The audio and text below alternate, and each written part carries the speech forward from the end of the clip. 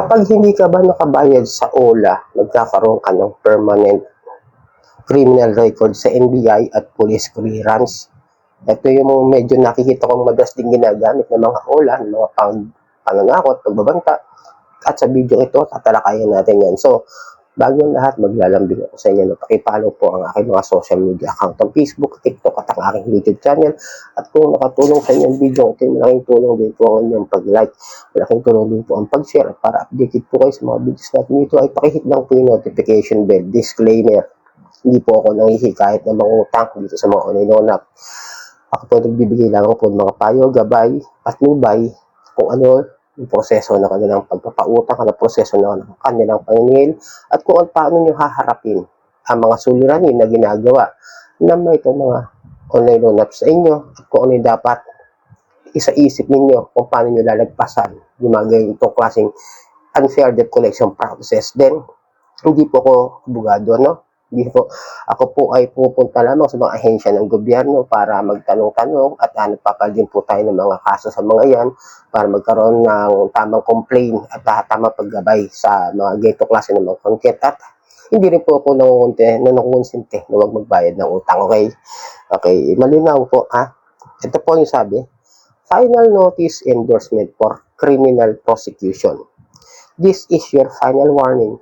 Your refusal to settle your obligation is now being treated as a criminal matter. Who have finalized the documentation to file a criminal complaint for stop against you.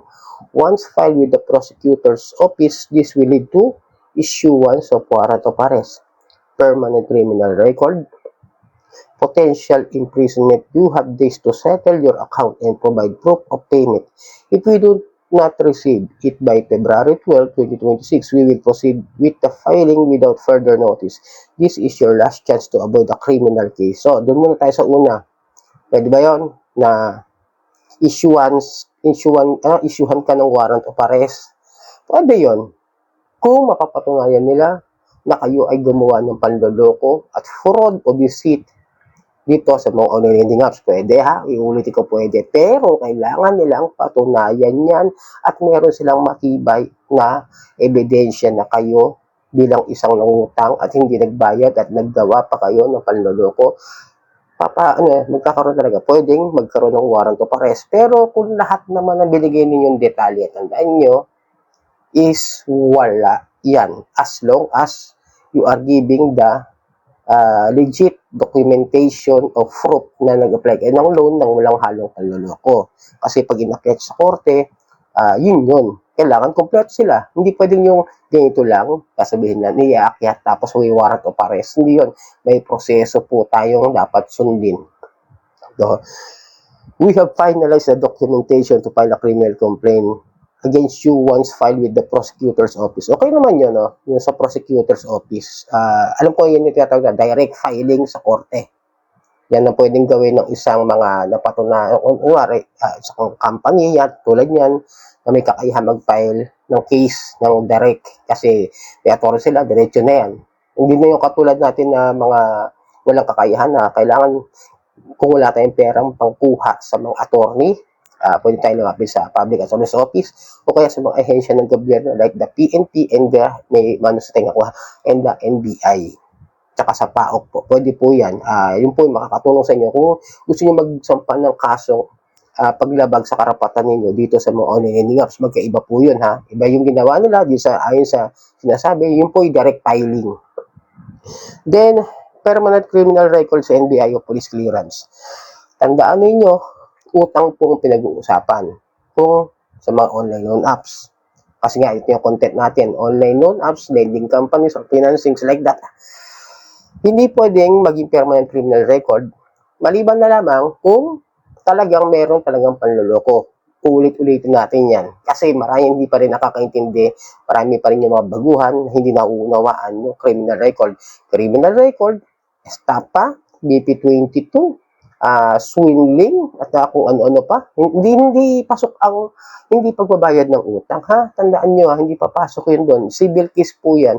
Ngayon, sa pagkakaunawa ko dito sa permanent criminal record, alam ko, magkakaroon naman yan ng clearances once na naging not guilty ka sa sinampa ka kaso sa'yo at nagkaroon ng hatol, na kunwari not guilty, alam ko nawawala naman yan eh. Magkakaroon ng record na nasampahan ka ng kaso, pero hindi ka magkakaroon ng parang criminal record. Yun ay ayon sa akin. No? Hindi ko pa masyadong re-research yung ganito. Kasi nagpupunta ako minsan sa munisipyo, nakikita ko meron sila mga criminal tuloy yung clearances doon sa kanilang mga hearing na nagawa na napatunayan wala naman sala, para nagiging clearances. Then, kapag ikaw naman na convict, natulang ka at pagbayaran mo naman, meron din pong ganyan as long as nagawa mo na yung napagbayaran mo na yung kasalanan na nagawa mo. Magkakaroon ng clearances. Alam ko parang magkakaroon, may kaso, pero hindi permanente yung record sa'yo. Parang ganon. Nakasuhan ka lang. Oo, pero hindi man napatunayan or other na pagbayaran mo na. Yun po yung pagkakaintindi ko about this permanent criminal record na binabanggit nito ha. Potential imprisonment. You have days to settle your account and provide proof of payment. Biruin mo, no? Kailangan magbigay ka sa kanila ng proof of payment na nagbayad ka ngayong araw na ito, no? Kasi pag hindi, magkakaroon ka ng pagkakakulong.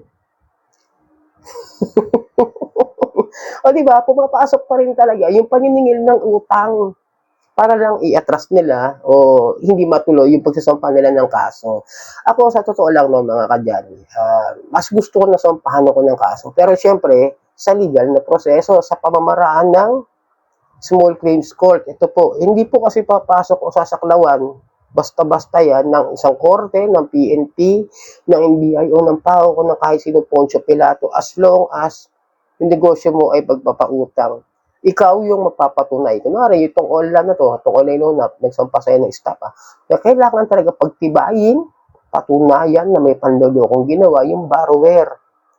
Ulitin ko yun. Kasi, hindi nga sila makapag-file ng small claims eh. Criminal case pa kaya. Diba? Napakalinaw. Paano kung sila napatunayan din na nagsampan ng kaso, tapos napatunayan na sila ay may mga nilalabag din sa karapatan ng borrower.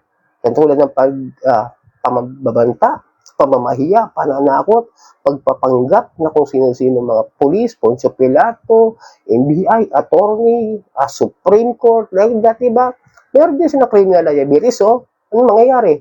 Kaliwa, anong kaso ng criminal liabilities? Diba? Parang napakalaking kalokohan. Ito pa, hindi nga sila makapag-provide ng totoong address nila eh. Lagi nakalagay dyan sa apps, Ortigas, Pasig, Makati. Pero pag nireg mo sa ibang lugar na huhuli, di ba? Doon pa lang may panloloko na. Misleading information sa mga ads nila. Di ba? Nasasabihin makakakuha ka ng 10,000 at meron kang termino na hanggang 180 days. Pero pagka nag-loan ka na, magkano lang? Yung 1,000 mo, hahatiin pa sa 500 tapos 7 days. Magiging 1,000 plus pa yung babayaran mo, di ba? Kaya may saan mag-isip-isip po tayo, mga beginner, mga baguhan, mga wala pa talagang idea about this system o operation ng mga online loan apps. Hindi po yan makatotohanan, lalo na pag galing sa mga text messages lang o sa email na binibigay sa inyo ng mga online loan apps. So, sana nakatulong ang video ito. Muli, maglalambing ako sa inyo na pakipollow po ang aking mga social media account. Facebook, TikTok at ang aking YouTube. Marami pong salamat sa uulitin.